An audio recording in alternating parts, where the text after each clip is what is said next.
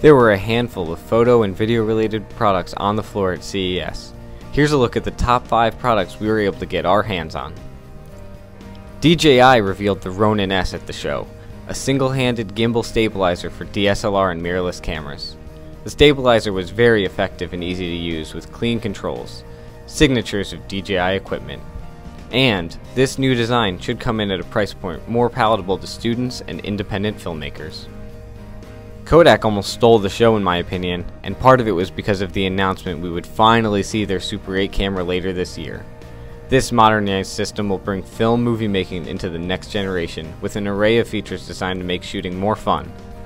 And for the stalwart film shooters, you will be pleased to hear Ektachrome will finally return this year. Sony didn't have anything huge at CES, but the tiny RX0 continues to impress, especially with the release of a new control box. This allows you to connect and control up to 100 RX0s simultaneously from a single computer, letting professionals create exhilarating bullet time sequences and capture previously impossible shots. Nikon came with a big lens, just in time for the upcoming games. The AFS Nikkor 180-400mm f4e TC 1.4 FLED VR. This lens, though a mouthful, is sure to appeal to wildlife and sports photographers looking to get close to the action, especially since the integrated teleconverter will boost the range to a serious 560mm.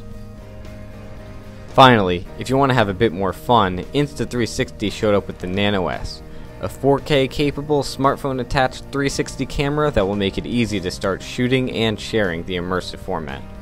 I appreciated its compact design and immediate compatibility with my iPhone, as well as its supposed image quality.